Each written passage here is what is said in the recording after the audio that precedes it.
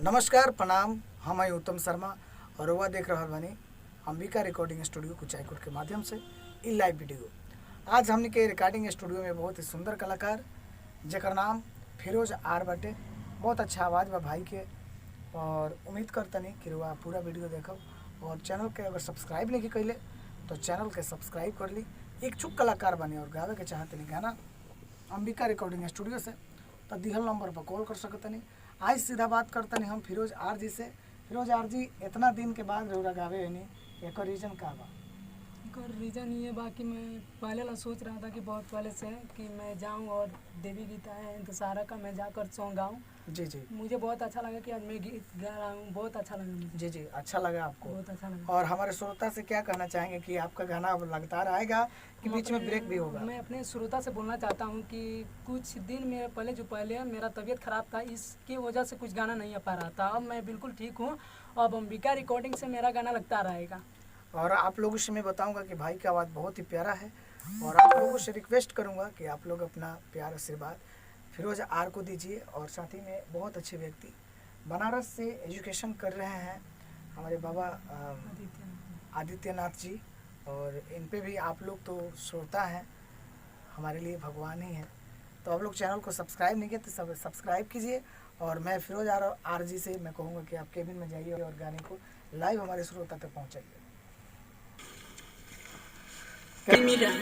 तो चलिए, गाना रेडी है, आइए।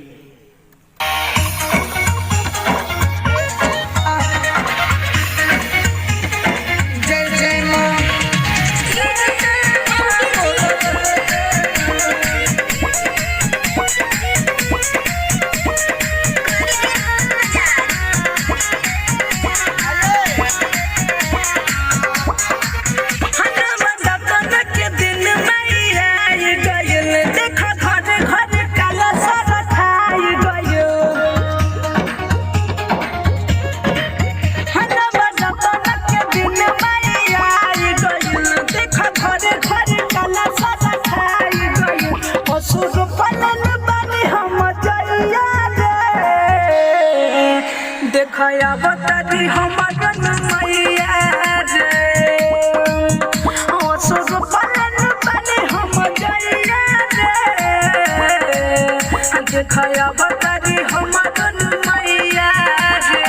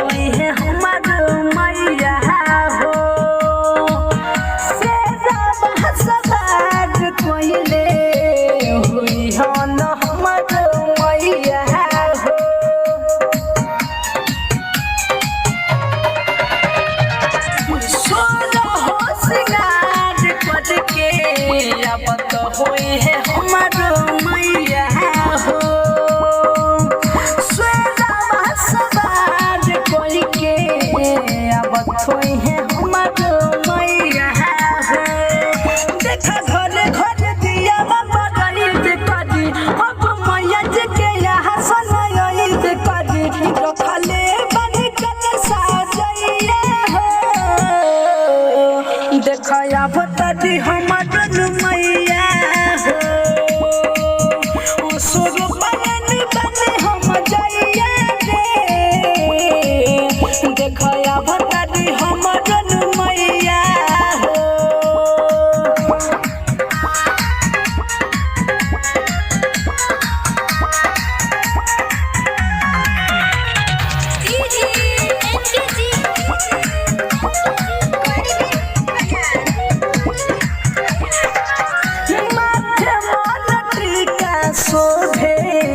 कनबा में बाली माई के, नाक के नथुनिया देखो, माथे मुकुटवा माई के।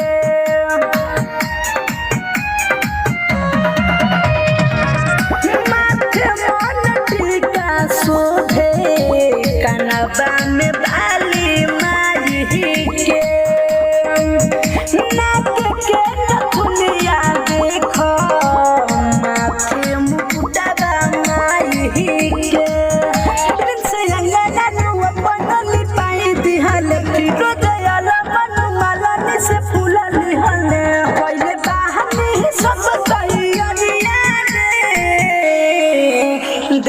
आवता दी हमरन मैया